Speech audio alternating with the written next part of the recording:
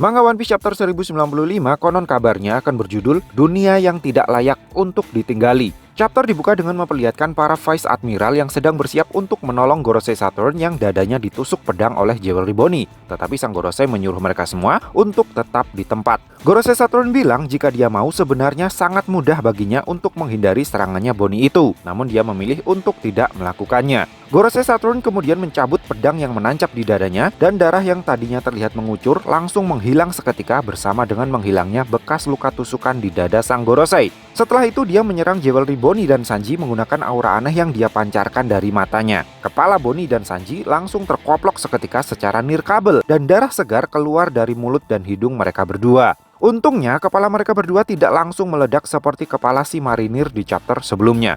Mengetahui Gorosei Saturn sampai harus turun tangan sendiri, Admiral Kizaru yang saat ini dalam posisi terkapar tidak berdaya di tanah terlihat meminta maaf kepada sang Gorosei. Dengan nada tidak puas, Gorosei Saturn bilang kepada Kizaru kalau pekerjaannya kali ini benar-benar berjalan sangat lambat, tidak seperti biasanya. Setelah mengatakan hal itu, Saturn langsung mencoba untuk menyerang Luffy yang juga sudah terkapar di tanah dalam kondisi kehabisan tenaga. Untungnya, Franky yang segera memanjangkan tangannya untuk meraih tubuh Luffy berhasil menyelamatkan sang kapten dari serangan sang Gorosei. Di momen ini, Luffy sebenarnya masih dalam kondisi sadar, tidak pingsan. Namun entah kenapa dia sama sekali tidak mengatakan sepatah kata pun di chapter ini. Nah, meski sempat berhasil menyelamatkan Luffy, tetapi tubuh Franky, Vegapunk, Bonney, dan Sanji tiba-tiba tidak bisa bergerak lagi karena terkena efek dari kekuatan misteriusnya si Gorosei. Terkait kekuatan misterius ini, menurut Vegapunk, jika itu bukan sesuatu yang ilmiah, berarti itu adalah kekuatan buah iblis miliknya Gorosei Saturn. Gorosei Saturn sendiri tidak berkomentar apapun terkait omongannya Vegapunk itu.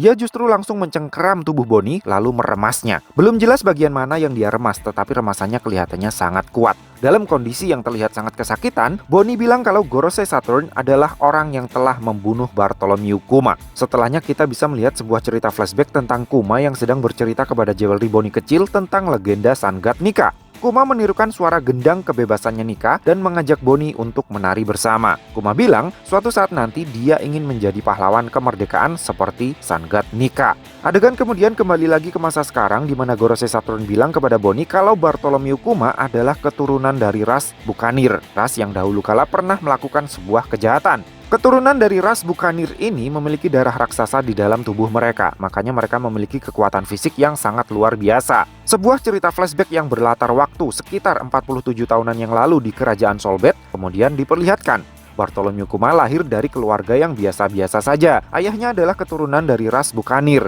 dan ibunya adalah manusia normal. Karena suatu sebab, Kuma kecil terpaksa harus melakukan tes lab di sebuah rumah sakit setempat. Hasil dari tes labnya ini kemudian diketahui oleh salah seorang agen pemerintah dunia yang ditempatkan di rumah sakit tersebut. Informasi tentang darah spesial yang mengalir di tubuh Bartholomew Kuma pun akhirnya sampai ke telinga pemerintah dunia. Gara-gara hal itu, seluruh keluarga Kuma ditangkap lalu dijadikan budak di Marijoa. Di Marijoa inilah ibunya Kuma akhirnya meninggal. Setelah kematian ibunya, ayah Bartholomew Kuma memberitahu Kuma tentang legenda Sun God Nika. Ayah Kuma bilang legenda tentang Sun God Nika adalah cerita turun-temurun yang terus diwariskan dari generasi ke generasi di dalam keluarga suku Buccaneer. Tidak hanya bercerita, ayah Kuma juga menirukan suara genderang kebebasan Sun God Nika dan mulai menari untuk menghibur Kuma kecil. Namun karena dianggap berisik dan mengganggu, seorang Tenryubito dengan begitu sadisnya menembak kepala ayah Kuma hingga beliaunya tewas seketika.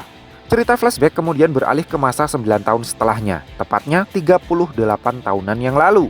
Seorang Tenryubito yang didapuk menjadi seorang pembawa acara menjelaskan bahwa setiap 3 tahun sekali para Tenryubito akan turun dari Tanah Suci Marijoa untuk menyelenggarakan kontes berburu manusia di sebuah pulau yang tidak terafiliasi dengan pemerintah dunia. Para Tenryubito itu akan melepaskan budak-budak bermasalah mereka di pulau tersebut, lalu memburu dan menghabisi mereka satu persatu, sekalian menghabisi para penduduk lokal setempat. Setelah itu, pemerintah dunia akan mengklaim pulau itu sebagai wilayah baru mereka. Dan pulau yang mereka pilih pada waktu itu adalah God Valley yang berada di West Blue, sebuah pulau yang sangat kaya akan sumber daya alam seperti Pulau Kalimantan dan Papua. Pada saat itu, Raja God Valley yang berkuasa sebenarnya sudah berusaha untuk melawan, tetapi naas, dia tewas di tangan Saint Vigarland Garling. Nah, meski permainan pada tahun itu sebenarnya belum resmi dimulai, tetapi Garling sudah digadang-gadang bakalan menjadi juaranya. Garling menjadi peserta paling bersinar bukan hanya karena kekuatannya, tetapi juga karena ketampanannya yang membuat para Tenryubito lain terkagum-kagum kepadanya. Nah, Garling yang ada di sini sudah memiliki rambut jambul ikoniknya, tetapi belum memiliki jenggot sehingga gaya rambutnya masih belum seperti Bulan Sabit seperti di masa tuanya. Di momen tersebut, Gorosei Saturn ternyata juga ada di TKP dan penampilannya pada masa itu terlihat sama persis dengan penampilannya sekarang. Gorosei Saturn mendapatkan informasi kalau seorang bocah budak keturunan ras Bukanir yang kabur, yang tidak lain adalah Bartholomew Kuma, sudah berhasil ditangkap. Kemudian di halaman terakhir di chapter ini kita bisa melihat Bartholomew Kuma muda dibawa ke lapangan oleh para budak yang lain, kemudian dua bayangan manusia mendekat. Adegan ini adalah kelanjutan dari apa yang dilihat oleh Jewel Riboni dalam memori Kuma di chapter 1074. Salah seorang dari dua bayangan misterius tersebut yang memiliki suara tawa yang sangat ikonik tertawa sambil menyuruh para budak itu berhenti di tempatnya. Lalu orang misterius tersebut mengatakan kalau bocah yang ada di hadapannya itu pastilah si keturunan Bukanir yang menjadi bintang utama dalam perburuan tahun ini.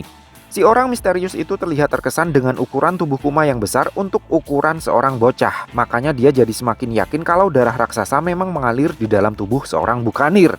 Kedua orang misterius tersebut ternyata adalah Emporio Ivankov muda dan seorang gadis yang diperkenalkan sebagai Ginny, yang juga merupakan budak yang menjadi target buruan para Tenryubito di God Valley.